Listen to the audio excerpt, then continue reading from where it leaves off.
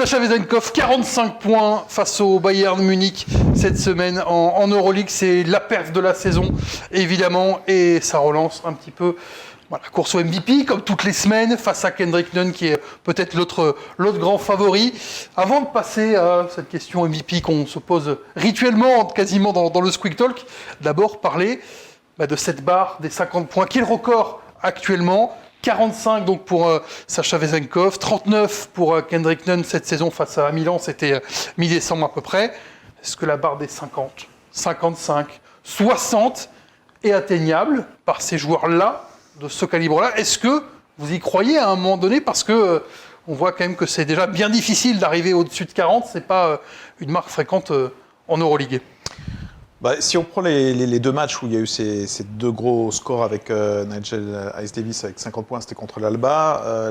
Le Pana, c'était aussi un match facile contre le Bayern Munich. Donc il faut aussi des matchs avec pas trop d'intensité, pas trop finalement de suspense. Et on n'en est pas loin finalement de cette barre des 50 avec Sacha Vezenkov. Il sort, il reste 2 minutes 30. Il est dans un soir de folie inimaginable. Il 2 tirs à 3 points et il explose le compteur. Donc, Mais tu parles d'un soir de folie inimaginable. Il est à 18 sur 20. Il est quand même à 18 sur 20 et il fait que 45. C'est-à-dire que pour faire 50, 55, 60, il faut prendre quasiment 30 tirs. Il ne faut pas en mettre beaucoup à côté. On parle d'une vraie folie quand même. Juste par rapport à ce que dit Nico, il sort à combien de temps environ? 2,30. Mais est-ce que c'est pas stupide? C'est toi qui as commenté le match en Jérém. Est-ce que c'est pas stupide? Je ne sais pas ce que tu as dit à ce moment-là. Tu as dit ça? Ouais, c'est clairement ce que je dis. Je dis franchement, Barzokas, t'abuses. Mais oui, en NBA, un joueur qui est parti pour faire un record, les LeBron, les Curry, etc., Antetokounmpo, tu le laisses sur le terrain, puisque c'est la stat qui prime. Le but, c'est de mettre son nom en haut. Tu as 5 points du record de Hayes-Davis. Je comprends pas en fait pourquoi on le laisse pas sur le terrain. Après, le coach dit en conférence de presse après match que il y a 3 matchs à venir, un match de championnat, les 2 à double week, donc on sait jamais. C'était un match sur des poussins, il y avait des plots allemands. Mais voilà, il n'y avait pas d'intensité, donc tout le monde aurait voulu, même ceux qui sont pas forcément fans absolus de l'Olympiakos, voir cette barre parce qu'elle lui tend les. D'accord avec toi, c'est stupide. Mais est-ce que c'est pas une course au record, tu vois, qui finalement n'a aucun intérêt, même si nous on en parle pour un joueur, pour le coach en tout cas, est-ce que ça va... Non, pour le joueur, je pense que c'est ouf. Je pense que pour le joueur, c'est ultra important de passer les 50. Moi, j'aurais été Vezenkov, j'aurais pété un plomb, il sort, il est content. Et moi, j'aurais éclaté la tête de mon coach. En même temps, il y a un autre contexte, c'est parce qu'il passe meilleur marqueur de l'histoire de l'Olympiakos à ce moment-là. Oui, ça fait déjà pas mal de temps. Le public, etc. Donc, forcément, t'as un autre événement qui vient un peu prendre le dessus. Ouais, mais t'as 2 minutes pour aller chercher Hayes-Davis. Tous les mecs vont te faire la passe. Limite, les mecs du Bayern, ils vont te laisser passer. Non, mais tu vois, à un moment, c'est. Aussi, ils vont te faire la passe. Exactement. Ouais. C'était sûr qu'il allait faire les 50. Tu le laisses les 2 minutes, c'est sûr qu'il fait les 50. Même il peut aller taper. C'est certain peut-être pas 60, mais il peut aller chercher 55 sans souci. Il n'y avait pas Evan Fournier, il n'y avait pas Papa Nicolaou. Thomas Walkup s'est blessé et a joué que 5 minutes. Il y a des circonstances aussi qui font que tu peux aller chercher ce record-là et qui ne vont pas forcément se représenter. Oui, le Bayern aussi, mais voilà, il y a vraiment des circonstances particulières qui font que c'était peut-être maintenant ou jamais. Peut-être pour ça que ça t'énerve aussi d'une certaine manière. Arrête, on va croire que je suis tout le temps énervé. T'as commencé l'émission comme ça, moi je trouve ça dingue. Mais après, c'est peut-être le côté NBA qui me maraboute. Ce qui est dingue, c'est de faire cette performance avec cette stat des 3 dribbles. C'est du jamais vu. En NBA, tu verras jamais ça, mais en Euroleague aussi. Il y a que Klay Thompson un peu qui faisait ça en NBA, qui arrivait à marquer à 60 points avec 11 dribbles. Les 3 dribbles, franchement, c'est fort. 3 dribbles, et en plus, il alterne le shoot extérieur, les positions, il prend les bons espaces pour aller marquer près du panier. C'est un match record aussi pour l'Olympiakos en termes de passes décisives. Donc il a profité de tout ça, du collectif qui s'est mis à son service. Et il tire qu'un seul lancer franc, parce que souvent on en parle, Vezenkov, un peu protégé par les arbitres, etc. Il est tout le temps sur la ligne, il tire un seul lancer franc. Il fait 10 sur 10 à 2 points, 8 sur 10 à 3 points et 1 sur 1 au lancer, en plus de 7 rebonds et 2 passes de mémoire. Est-ce que 55 points, vous y croyez pour Vezenkov un jour par exemple? Moi, j'y crois pas, du tout. Moi, j'y crois, mais il faut qu'il y ait ce même alignement des astres qui se produit avec des joueurs blessés, un match avec 40 points d'écart, une nuit où il est en feu, Barzokas le laisse sur le terrain, ça peut se reproduire. Peut-être avec une prolongation. Possiblement. Après, j'ai du mal à voir un joueur scorer 50 points dans un match serré. Ça, en Euroleague, j'y crois pas. 50 points, c'est Hayes-Davis. 49, c'est Larkin. 45, c'est Vezenkov. Derrière, c'est 41. Pour retrouver une kyrielle de joueurs, il y en a aussi à 40. Mais voilà, il n'y a personne vraiment qui s'est approcher de ces barres-là qu'ont fait les 3 autres joueurs. C'est pour ça que moi, j'y crois pas. Tu as besoin d'être dans un soir absolument fou en adresse, que tout le monde te donne le ballon, tu as besoin de beaucoup jouer quand même, et tu as besoin de trop de circonstances, moi je pense, pour aller à 55 ou 60, moi ça me paraît aberrant. Pourquoi en NBA, alors ok c'est 48 minutes, hein, mais bon, c'est pour ça que je parlais d'une prolongation en plus. Pourquoi en NBA, ça arrive très souvent qu'il y ait des mecs au-dessus de 40, et on le voit depuis même encore cette saison, il y en a quand même souvent, et ça arrive souvent. Pourquoi toi tu vois pas en Euroleague le fait de pouvoir passer, ok 50 c'est dur, mais au moins qu'il y ait plus de mecs au-dessus de 40. Pourquoi ? Parce que t'as pas le même rythme qu'en NBA, où tu peux vraiment avoir une débris. Alors Paris est arrivé cette année à imposer un autre rythme, mais tu vois, l'Olympiakos va jamais jouer 90, 100, 110, 120 possessions dans un match. C'est vrai que dans le jeu de l'Olympiakos, c'est pas simple de mettre 50 points. Il y a aussi ça, où tu as un jeu très très posé, très réfléchi, où tu vas passer pas du run and gun, c'est pas du 7 seconds or less, pour avoir un maximum de possession et profiter d'avoir un mec qui soit à fond. Des matchs comme ça, comme le match très facile de l'Olympiakos avec un gars qui marque 45 points, c'est des exceptions en fait. C'est des exceptions vu l'intensité de l'Euroleague où personne ne lâche de match à part l'Alba Berlin, mais qui se bat finalement. Souvent, ils font des bonnes premières mi-temps à l'Alba Berlin, mais c'est très difficile. C'est très difficile de scorer comme ça autant de points. C'est quasiment impossible, vu que les matchs sont quasiment 9 fois sur 10 hyper serrés. La perte de Kendrick Nunn à 39 points, il joue 37 minutes, donc il joue quasiment l'intégralité du match contre Milan. Il fait 4 sur 7 à 2 points. Il ne fait que 8 sur 16 à 3 points. Quel nul. 16.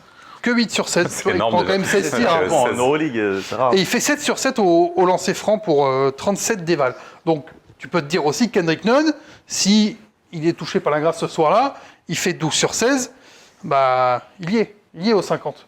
Et il faut faire 12 sur 16. Donc, tu as quand même besoin de circonstances qui n'arrivent quasiment jamais. Quoi. Jamais personne n'a mis 12 tirs à 3 points en Euroleague. Hein. C'est ça. Et Hobbs qui a monté à 11. Mais non, c'est sûr, pour moi, c'est possible. En plus, il ne faut pas oublier que l'Euroleague moderne n'a que 25 ans. Donc pour moi, ce genre de circonstances, ça va se reproduire. Oui, mais toi, parce que tu n'as pas passé la barre des 25 ans encore dans ta vie, donc qui avons un petit peu franchi cette barre, on se dit 25 ans, ça fait quand même beaucoup de temps pour établir une perf comme ça. Si personne n'est allé au-dessus de 45-50 en 25 ans. Oui, mais après, je rejoins ce que dit Nico, c'est-à-dire que tu as un style de jeu en Euroleague qui est très lent, en fait, et c'est pour ça que Paris a révolutionné le jeu de l'Euroleague, puisque les coachs ne savaient pas défendre contre des mecs qui courent. Je suis encore énervé là. Mais c'est pas moi qui le dis. Hein. Non, c'est vrai. Mais oui, le style de jeu de l'Euroleague a toujours été un peu comme ça. En plus, même par le passé, le titre de Limoges, alors ok, c'est vieux ça. Toi, t'existais même pas dans les rêves de tes parents, t'existais pas. Mais même le titre de Limoges, c'est vrai que je sais 54-55 la fin. 59-54. Voilà, bon, mais parce que ça joue à la mi-temps. C'est le score à la mi-temps en Euroleague de plus en plus. Ouais, puis ça joue, c'était les 30 secondes encore à l'époque. Et puis ça joue 27-28 secondes, pas avant. C'était la volonté des coachs. Mais c'est clair que. Après, j'espère que ce qu'a fait Paris cette année, même si on va en reparler tout à l'heure, va permettre à certaines équipes de réfléchir le basket différemment et justement de mettre plus de vitesse, plus de rythme, plus d'impact, comme peut le faire aussi l'Asvel ou ces clubs-là. Et là, peut-être qu'avec peut-être une petite prolongation, histoire d'avoir 45 minutes de temps de jeu, peut-être que là, on a des mecs qui pourront commencer à taper très souvent les 40. 50 une fois plus, c'est chaud, mais je te rejoins, je suis ultra d'accord avec toi. Tiens, des mecs. Qui, par exemple? Parce qu'on a parlé de Vezenkov, on a parlé de Kendrick Nunn. Je sais que Jérém va nous dire Marcus Howard. Comment t'as deviné? Je sais pas. Tu vois, l'intuition, des fois, elle est propre. Non, mais Marcus Howard, mais encore, on parle de mecs qui sont capables à 3 points de mettre énormément de shoots. Il n'y a pas d'autre moyen, finalement. Non, il n'y a pas d'autre moyen, mais de toute façon, c'est le basketball moderne. Hein. Quand tu es un gros scoreur aujourd'hui, quand tu veux marquer, sortir des grosses performances en termes de scoring, tu vas shooter à 3 points. Hein. Ce qui est étonnant, c'est que moi, j'aurais plus vu un Kendrick Nunn franchir la barre des 50, parce que c'est un feu d'artifice permanent. Et Vezenkov, c'est plus un rouleau compresseur, un joueur de collectif qui va plus aller vers le panier à 2 points. Donc Kendrick Nunn, je pense que c'est le bon candidat pour aller dépasser la barre des 50. Vezenkov, ce qui est super marrant, c'est que tu arrives dans le 3e quart-temps, tu commentes le match, tu regardes la feuille de stats, tu vois Vezenkov est à 25 points, tu dis mais quoi? Mais tu le vois pas marquer en fait, Vezenkov. Tu le vois pas. Non, mais jamais. Il y a toujours une feuille de stats incroyable. Parce que vraiment, il a mis 45 points. Ouais. C'est 2 bacs d'or dans le carton, un tir à 3 points, un lancer franc et 27. C'est pas aussi spectaculaire qu'un Kendrick Nunn qui va il va tirer comme il joue au casino, alors que Vezenkov, c'est plus la Banque de France, il va mettre les sous de côté et ça va être à la fin, effectivement, des bonnes économies, tu vois. Donc, c'est ça la comparaison. Kendrick Nunn, il va être clutch, il va te mettre le shoot de folie. Vezenkov, il fait pas autant rêver, mais par contre, qu'est-ce qu'il est efficace, quoi. Tiens, scoreur, un Mike James à 35, 40, 45, ça peut exister? En fait, le truc, c'est qu'il faut mettre au moins 8-9 tirs à 3 points. Il peut, hein, Mike James, hein. Mais c'est pas simple. Et puis Monaco, Non, mais la marque, elle est répartie. imaginons en à Monaco, t'as des blessés, t'as Elio Okobo Kobo qui est suspendu. T'as Okobo qui peut pas jouer, t'as, je sais pas moi, Alpha Diallo qui ressent encore un peu sa blessure, voilà, t'as 2-3 joueurs extérieurs, Mathieu Strazel qui est Pourquoi pas James, il peut facile taper au-dessus des 30 sans souci. Mais il faut qu'il vise soit une soirée où il met plus de 10 tirs à 3 points. On va dire au moins 8 tirs à 3 points. Mais le truc, c'est que Spanoulis le sort 3 minutes avant un match quand il est à 42, tu vois, c'est sûr ça. Et je pense que le Mike James, il y a 3-4 ans, oui. Peut-être qu'il est dans une autre forme de jeu maintenant, Mike James, mais il est capable de mettre des cartons encore 30-35, mais de là à passer la barre des 50, C'est vrai qu'il n'y a pas 20 000 joueurs au final capables de mettre ces 50, ou alors des mecs qui vont venir de la NBA l'année parce que prochaine. C'est pas la NBA, et voilà, parce que c'est pas la NBA. Déjà le format, le temps, la philosophie, le coach. Ouais, ça tire beaucoup plus à 3 points, on l'a vu avec Paris cette année. Ça tire de plus en plus comme en NBA, hein. C'est un jeu qui est reproché aux États-Unis. Ça tire de plus en plus à 3 points, donc Ouais, potentiellement on peut avoir des mecs. Nadir Ifi qu'on avait Ah, mais pris le problème, c'est que Ifi, 19 à l'Alba. 19 contre Ah, la mais le problème, c'est qu'Ifi, il faut qu'il fasse 19 sur 19 à un moment. Ouais. Le truc est fou avec Vezenkov et Nunn, puisqu'on parle d'eux, ils sont à 41 et 42% à 3 points. Hein. C'est des shooters d'élite assez incroyables. Hein. Pas du tout dans le même style, mais passer la barre des 40% en Euroleague avec les défenses qu'on connaît, c'est assez incroyable. Franchement, je tire dans mon chapeau, quoi. Andreas Fruy, là, quand il fait son record, Sur 16 de mémoire. il met combien de points à la fin? Il met 32 ou 34? 34, je crois. Donc en fait, à part les tirs à 3 points, il a quasiment rien mis. Non, il avait pris que des tirs à 3 points. C'est-à-dire quasiment. qu'un mec comme Ifi, pour qu'il fasse 40 points, faut qu'il mette au moins 12-13 tirs à 3 points. Oui, mais tu vois, sur une soirée contre l'Alba, alors il fait pas 12 sur 10, il fait 7 sur 19 de mémoire. Après, le problème, c'est que les joueurs, ils jouent pas plus de 20 minutes à Paris, donc c'est pas simple. Hein. Il a quand même le temps de prendre 19 tirs à 3 points, même en 20 minutes. Oui, c'est pas faux. C'est-à-dire, il peut faire C'est pas 0 faux. sur 19, comme 19 sur 19, ça lui Pas pose faux. pas de problème. Mais tu vois, je vois pas Ifi, moi, mettre 50 points. Ok. Cette année, en tout cas. Non, mais moi, je parle pas de cette année, je parle hypothétiquement, puisqu'on est sur une chasse au record qui, tu le disais, il y a la 25 ans, cette chasse au Stephen record. Curry, l'année prochaine, qui joue à Lasvel.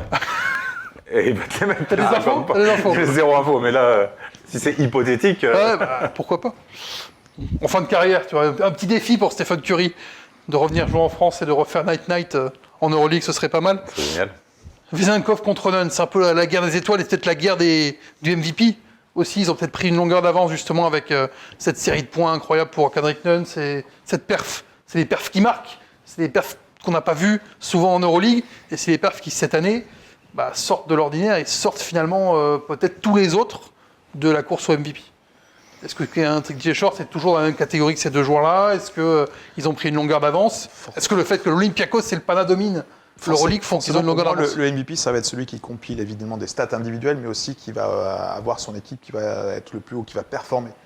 Donc le duel entre les deux, là, entre Nunn et Vezenkov, ça dépendra pour moi de la position du Pana et de l'Olympiakos. Le decider, c'est celui qui est devant à la fin, pour toi entre les deux. Moi, c'est le combo des stats. De toute façon, ils sont dans les mêmes eaux, hein. Mais c'est celui qui sera avec son équipe. Parce que Vezenkov, il a plus tendance aussi à faire jouer les autres que Nunn. Voilà, le jeu est plutôt fait pour lui. Donc on verra qui. Mais c'est difficile, c'est deux joueurs qui sont pas du tout dans la même catégorie de style, quoi. Donc c'est compliqué de les comparer. Un Nunn qui fait marcher le Pana très très fort, alors que Mathias Le Sort n'est pas là. Ça rentre pas en ligne de compte pour un petit plus? Si, pour moi, oui, clairement. Le titre de Most Valuable Player, pour moi, il colle à la perfection à la performance qu'est en train de faire cette année Kendrick Nunn. Sans Kendrick Nunn, le Pana n'est pas du tout ici, pas du tout à ce niveau-là. Je ne suis pas en train de dire que sans Vezenkov, l'Olympiakos c'est au top, mais pour moi, Kendrick Nunn a plus d'impact dans le jeu et dans la qualité de son équipe que Vezenkov. Je suis d'accord. Si je dois me confesser, je choisis Nunn. Voilà. Tu choisis Nunn. Est-ce qu'on a une musique d'église là pour. Amen. Non, mais s'il Mais, prend une Nunn pour la confession, a priori c'est plutôt, Oh c'est plutôt Vas-y, efficace. c'est bon, on arrête l'émission. On arrête, c'est bon, non, on arrête. Eh, générique de fin, c'est terminé. Mais, On s'est pas concerté, hein. je suis d'accord Nico. avec Jérémy, c'est-à-dire que... Même Nils, il va t'insulter. là. Ouais, c'est possible. Je suis d'accord avec Jérémy, je pense que Nunn, il a beaucoup plus le profil d'un MVP qu'un Vezenkov qui peut... Vezenkov, effectivement, comme tu le disais, il y a tellement d'autres forts joueurs à côté de lui qui peuvent prendre feu. Evan Fournier, par exemple, même si en ce moment il est malade, mais il a plus le profil d'un joueur qui va te porter sur un match. Quoi. Et je vous pose la question à tous les deux, même à tous les trois. Et si Paris remonte un peu, je sais qu'on en parle après, mais et si Paris remonte un peu par rapport à ton Il faudrait qu'il explication, soit vraiment pas loin. oui, mais par rapport à ton explication de most valuable player, c'est toujours là, qu'est-ce que c'est MVP, gna, etc. Si Paris finit playoff, je suis gentil, hein, Top 6. top 6, alors qu'ils ont une équipe qui est censée être top 18. Bah, Est-ce que Shorts, il rentre pas dans La le... question se pose parce que tu peux prendre le même critère, c'est-à-dire que c'est un mec qui est hyper efficace et qui porte son équipe, comme le fait Kendrick Nunn, et lui peut-être encore plus. Donc moi je pense qu'il peut très bien, si Paris fait partie du top 6, être dans les MVP faciles. Quoi. Il faut qu'il y ait une performance ultra marquante de Shorts dans la fin de saison. Ah, il en a fait quand même. Hein, Non, mais dans la il fin a- de saison, moi, je te parle. Je sais qu'il en a fait. Je sais qu'à Monaco, il sort quasi un double-double avec quasi 30 et 10. Mais tu as besoin de marquer les gens encore plus sur un truc. Alors, c'est peut-être le scoring, c'est peut-être la passe. Aller chercher peut-être le record de passe, tu vois, de Cody Miller McIntyre, ou s'en approcher, faire 20. Voilà, d'avoir une perf où tu te dis, ah ouais, je m'en souviens. Je m'en souviens absolument. Là, est-ce que tu te souviens globalement de TJ Shorts? Est-ce que tu t'en souviens sur une perf précise? Non. Tu vois, où il a laminé tout le monde sur un match. Non, mais en même temps, c'est aussi grâce à lui que Paris est top Bien 6. sûr, j'ai pas dit le contraire. Mais je te dis que par rapport à un Nunn qui, voilà, sur 5 matchs, a fait un 140 points, quelque chose comme ça, Ouais. et le Pana a gagné 5 matchs, Vezenkov en sort 45 de nulle part, quasiment. Voilà, tu as besoin, même si tu es effectivement sur une moyenne de, il est à 19 points ou 18 points, ou un peu moins. Oh, puis en 17 Eval, points il est, et 7 passes de moyenne, Eval, c'est il est quand même... souvent au-dessus de 25. Ouais, bien sûr. Non, mais bien sûr, je suis d'accord avec vous. Et c'est sûr qu'il y a de grandes chances que ça soit ou un mec du Pana ou un mec de l'Olympiakos. Mais est-ce que fait Shorts pour emmener son équipe en playoff? Moi, je te dis pas que- c'est quand même je te dis assez pas incroyable. que- Non, ils le mettront pas. Même s'ils font 5 ou 6, ils le mettront pas. Je te dis pas que ce qu'il fait n'est pas bien. Je te dis, il y a besoin, comme un Malédon, il y a besoin sur la fin de saison, par exemple, si tu veux. Mameldon, il rentre pas dans le game. Bah, il est dans les meilleures évaluations, il Ils est quand même... sont 13, 14. Ah, mais comme ça. ils ont une victoire de retard sur la 10e place quasiment, ou 2 victoires, non, une victoire de retard sur la 11e, donc tu le vois, 2 Vel, top victoires. 6. Ils ont 2 victoires de retard sur Paris aujourd'hui. Ouais, c'est vrai. Donc au final, ils se font une série de victoires, ils sont pas si loin de... Donc tu de vois la 6-7. Vel top 6. J'ai pas dit que je voyais la Svel top 6, Ah, je te pose la question. je vois la Svel play-in, Ok. tu vois. On a Et- noté On Mais sort l'extrait là. comme qu'on a Nice, vu. ça- Devant semaine Paris. Peut-être. Regarde, on est enregistré, il y a des caméras et tout. hein. Je sais, je vois, il y a le point rouge là-bas et tout. L'émission a commencé. L'émission a commencé, il paraît. Non, mais de toute façon, c'est trop serré encore pour te dire, effectivement, si le Pana et l'Olympiakos se détachent, il n'y a pas de problème dans cette course au MVP. Si ça reste comme c'est aujourd'hui et c'est assez serré, parce qu'au final, l'Olympiakos n'a pas une avance de folie, ça commence à un petit peu s'écarter par rapport à la 10e place, mais il n'y a pas encore assez d'avance pour me dire Vezenkov et Nunn sont absolument dans une autre catégorie pour le MVP. Il y a encore des candidats derrière. Même si pour moi, effectivement, ces perfs-là sont un marqueur de oui, à un moment donné, j'ai fait quelque chose d'exceptionnel qu'il faut honorer dans la saison. Donc ce sera Vezenkov. Pour moi, aujourd'hui, c'est plus Vezenkov. Parce que l'Olympiakos est devant, comme Nico le rappelait tout à l'heure. Parce que tu as cette perf à 45 points. Et voilà, parce que tu sens que c'est le leader de cette équipe, même s'il y a Evan Fournier, même s'il y a tout le monde, c'est le leader de cette équipe absolu. Tiens, on en parlera dans le Fast. Les GM qui ont voté pour quel est le meilleur leader, qui ont voté pour TJ Shorts. Je pense que Vezenkov ne devait pas être dans le classement, on n'a pas le classement complet, mais tu as un leader absolu. Le mec revient en Europe, parce qu'en NBA, il se fait chier, pardon pour le terme, mais clairement. Pas obligé de t'excuser. Mais voilà, tu as un leader absolu avec Vezenkov. Ça vous va? Ça nous va. Vezenkov, Nunn, on en reparlera évidemment en long, en large et en travers dans le Scripto.